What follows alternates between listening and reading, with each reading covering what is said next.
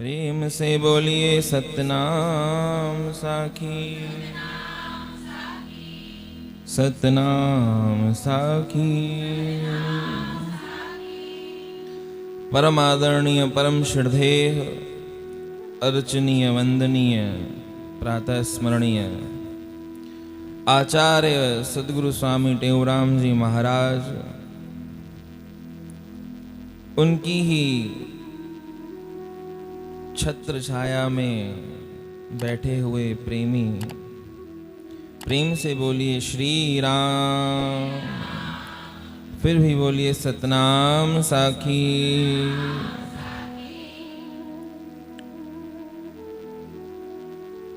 स्वामी टेऊराम महिमा अपार तुहिंजी, सारी दुनिया खां सुहिणी, दरबार आहे तुहिंजी। प्रेम से बोलिए श्री राम। सद्गुरु स्वामी टेऊराम जी महाराज का परम पवित्र शनिवार का आज पावन दिन है और कवियों ने महिमा लिखते बहुत ही सुंदर भाव लिखा कि सारी दुनिया खां सुहिणी, दरबार आहे तुझे। अब न संसार में देखने जाएं तो एक से एक नजारे हैं, एक से एक वादियां हैं, ऐसे ऐसे स्थान हैं जिस स्थानों पर जाकर हमारा मन प्रसन्न हो जाता है। प्रेम से बोलो श्री राम। सतनाम साखी। जब ना हिंदुस्तान का वो नक्शा हम देखते हैं तो उसमें ऐसी ऐसी स्थानों की गिनती आती है, वर्णन आता है, ऐसे ऐसे रहस्यमय स्थान, ऐसे ऐसे सुंदरतम स्थान, ऐसे ऐसे दिव्य स्थान। प्रेम से बोलो श्री राम। यहाँ तक कि इसी हिंदुस्तान में एक स्थान जिसे धरती का स्वर्ग भी बताया गया है। तो एक तरफ वो सब स्थान, वो सब वातावरण, और उसके बावजूद कवि ने स्पष्ट लिख दिया कि सारी दुनिया में सबसे अच्छा जो स्थान है वो है सद्गुरु स्वामी टेऊराम महाराज जी का दर। अब विचार करें थोड़ा कि कवि ने क्या वो सब स्थान नहीं देखे होंगे क्या? एक स्थान मैंने आपको बताया जिसे कहा जाता है कि वो धरती का स्वर्ग है। कौन सा स्थान है वो? कौन सा है? कश्मीर।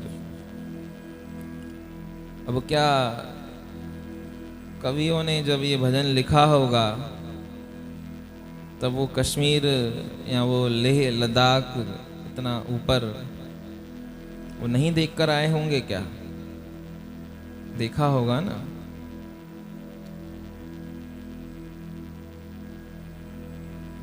तो ये सब बातें ना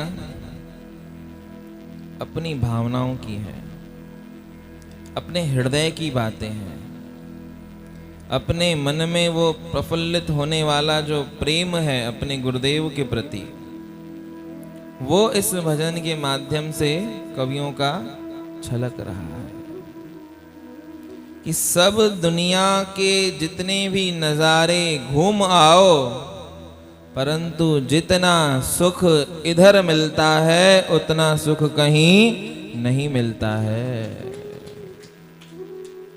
कि है पावन गुरु की भूमि, मन को जहां शांति मिलती, दुख का जहां नाम नहीं है, बस प्रेम की गंगा बहती। प्रेम से बोलो श्री राम। वो ये जो स्थान है ना, इसलिए लिखा गया कि सारी दुनिया में सबसे जो अच्छा स्थान है, जो मुझे सबसे प्रिय लगा, वो यही स्थान है, क्योंकि यहाँ पर गम, दुख, अशांति दूर दूर तक नहीं है। अब आप एक और बात मन में प्रश्न आपके और मेरे आएगा, कभी कभी ऐसा भी होता है कि यहाँ पर आकर भी दुखी हो जाते हैं, यहाँ पर आकर भी हमको दुख मिलता है। प्रेम से बोलो श्री राम। तो जो यहाँ पर आकर दुख मिलता है ना, वो दुख हमारा स्वयं का दुख होता है, इधर से कभी किसी को दुख नहीं मिला है। वो क्या होता है कि एक न, प्रेम से बोलो श्री राम,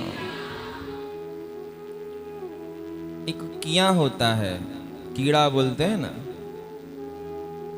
और हिंदी में बोलते हैं कचरे का कीड़ा।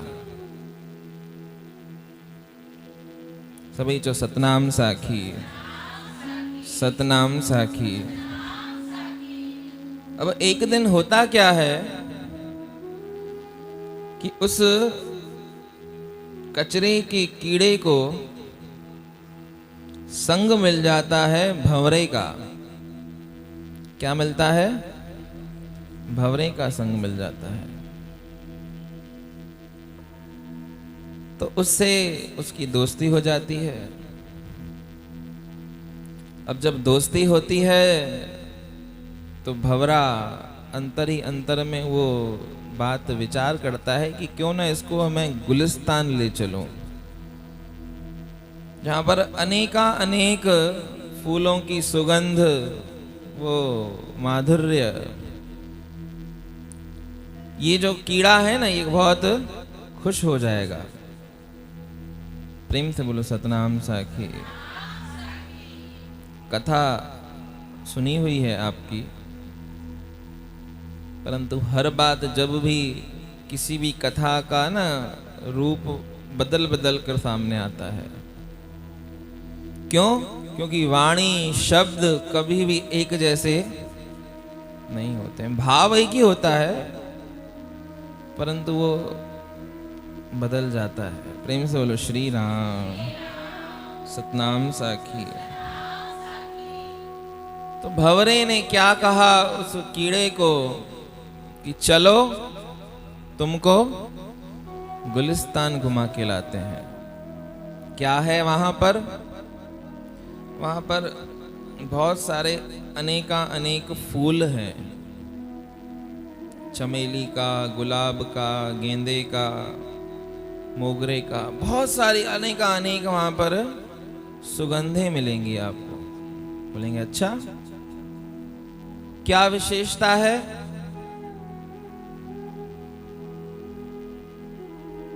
प्रेम से बोलो श्री राम।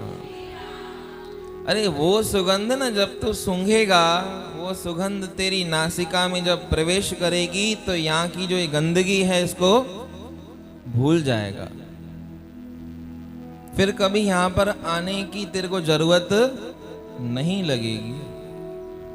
अच्छा, प्रेम से बोलो श्री राम। अब बहुत महिमा सुनी गुलिस्तान की, फुलवारी की, उस बागीचे की, परंतु अंतः में एक संदेह, एक संशय, एक शक रह ही गया। प्रेम से बोलो श्री राम। कि सुना तो रहा है, परंतु मिले या ना मिले वो बात मेरे को कैसे पता चलेगी?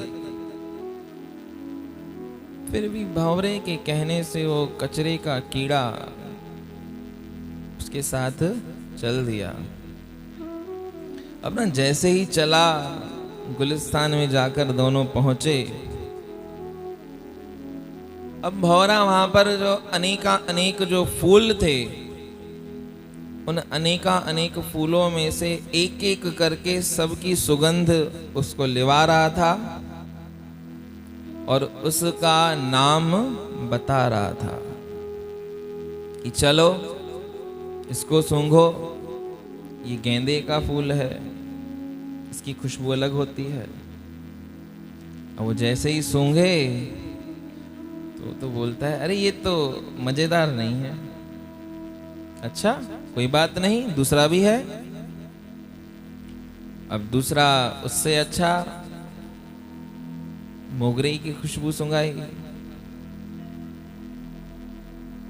अब वो मोगरे की खुशबू से जैसे ही भंवरे के नासिका में पड़ी, भंवरा तो मदमस्त हो गया। कीड़े से पूछा, भाई कैसी लगी? बोला यार मजा नहीं आया, अच्छी नहीं है।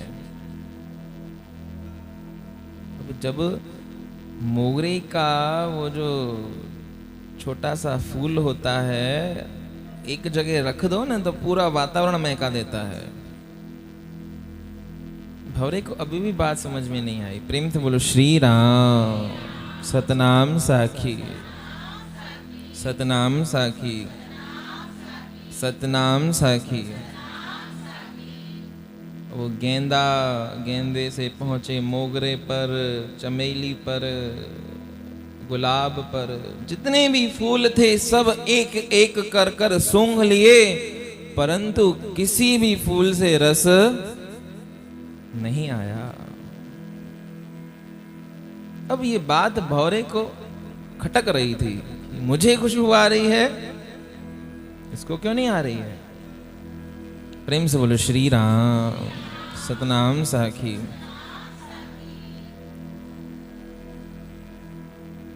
फिर एक बार ट्राई किया, चलो एक बार फिर से सूंघो, तभी भी कुछ नहीं हुआ। तीसरी बार ट्राई किया, फिर भी कुछ नहीं हुआ। तो ये पहली बात जो पहली के रूप में सामने आ रही थी, समझ में आ नहीं रही थी भंवरे के। उसी समय उस स्थान से एक वयोवृद्ध संत जी निकले, महात्मा निकले, सत्यनिष्ठी और धर्म पे आचरण करने वाले। उन्होंने देखा कि भंवरे के साथ वही कीड़ा कचरे का, तो जैसे ही देखा तो समझ गए कुछ चल रहा है इनके बीच में। भंवरे को बुलाया, भाई भंवरे क्या हुआ? बहुत परेशान हूं, बहुत विचलित हूं, क्या हुआ क्या? देखो ना, इसमें कीड़े को ये कचरे में पड़ा रहता था, गंदगी में पड़ा रहता था, सारा दिन दुर्गंध के साथ इसका संपर्क था। अब इसको मैं अपने साथ गुलिस्तान में लेके आया हूं, परंतु इसको तनिक मात्र भी इसका भास नहीं हो रहा है। अच्छा, इतनी सी बात? वो भंवरा बोला, महात्मा जी आपके लिए इतनी सी बात हो सकती है, मेरे लिए तो सारा दिन गुजर गया, मैं तो बहुत परेशान हो गया। अब आप कुछ करो तो करो, नहीं तो मैं इस कीड़े को वापस वहीं पर छोड़ आऊं। नहीं नहीं कोई बड़ी बात नहीं है, चलो अभी ठीक करते हैं। अब महात्मा जी ने क्या किया, उस कीड़े को बुलाया और बुलाकर उससे बातें करने लगे, हाथ में पकड़ लिया उसको। अब पकड़ते पकड़ते बातों बातों में उन्हें उसकी जो जबान थी, उस जबान में वो जो कचरा लगा था, उस कचरे को निकाल कर फेंक दिया। अब जैसे ही ना वो कचरा फेंका तो वो कीड़ा तो मदमस्त होकर विचरने लगा। भंवरे ने पूछा कि क्या किया आपने? मैंने एक बार नहीं, दो बार नहीं, 3 बार इसको सारे एक एक करके सब फूलों का रस दिया, परंतु कुछ असर ही नहीं हो रहा था। आपने तो कुछ किया भी नहीं और ना इसने कुछ सूंघा। बस आपने बातों बातों में पता नहीं ऐसा कौन सा जादू कर दिया जो ये तो मदमस्त होकर विचरण कर रहा है। प्रेम से भर गया। क्यों? क्योंकि वो जो सुगंध होती है ना, उसमें रस होता है। उस रस से वो कीड़ा मदमस्त हो गया, विचरण करने लगा, हाय खुश हो गया, हंसने लगा। प्रेम से बोलो सतनाम साखी। तो महात्मा जी ने बोला कि तू इसको लेके तो आया था, उसमें कोई शक नहीं है, परंतु जो उसको छोड़ना था ये उसने छोड़ा नहीं था। तो लेके आना पर्याप्त नहीं है। परमात्मा के स्थानों पर, परमात्मा की दरबार में, गुरु की दरबार में केवल आना पर्याप्त नहीं है, पर आने के साथ जिसको छोड़ना है उस छोड़ के आएंगे तभी कुछ पा सकेंगे। तो जो दुख मिलता है हमको यहाँ पर आने के बाद भी जो दुख मिलता है वो दुख हमारा स्वयं का होता है। क्यों? क्योंकि हम है ना वो कचरे का जो दुर्गंध की जो वो गोली है ना, उसको दबाकर बैठे हैं। अब संत महात्मा गुणीजन परमात्मा की महिमा का बखान करते हैं, गुरु की महिमा का बखान करते हैं, जीव सुनता भी है, परंतु उसको उस स्थिति का आभास नहीं है। मन में संशय होता है, मन में शक होता है, मन में वो दुर्गंध का जो वो गोली है संसार रूपी, डर लगता है कि ये छूट गया और जो मिले न मिले उसका तो क्या कहना, क्योंकि देखा नहीं है। संत महात्मा बतलाते हैं कि बहुत रस है, बहुत आनंद है, बहुत सुख है वहां पर। प्रेम से बोलो श्री राम। परंतु जीव के अंतर मन में ही खिटका लगा रहता है, हमारे खुद का ही खिटका होता है कि जो छोड़ा तो छोड़ने के बाद जो मिलेगा क्या उसमें मुझे लाभ होगा। तो हम क्या करते हैं, सर्वस्व नहीं छोड़ते हैं। छोड़ने का नाटक जरूर कर दिया, छोड़ने का नाटक जरूर कर लिया, पर गुप्त रूप में एक गोली अंदर में दबा ली। अब किसी ने पूछा कौन हो, तो उसको बोलते हैं हम गुरु के सिख हैं, गुरु के शिष्य हैं। गुरु के शिष्य को तो दुखी नहीं होना चाहिए, स्वभाव है ये तो। प्रेम से बोलो श्री राम। लिखा गया कि सतगुर शिष्य के बंधन काटे। जैसे ही शिष्य बनने की प्रक्रिया चालू हो गई, वैसे ही हमारे जितने भी बंधन हैं उन बंधनों को गुरुदेव काट देते हैं। परंतु उसके बाद दूसरी लाइन भी है कि गुरु का सिख विषय से हटे। सतगुरु शिष्य के बंधन काटे, पर कब काटेगा?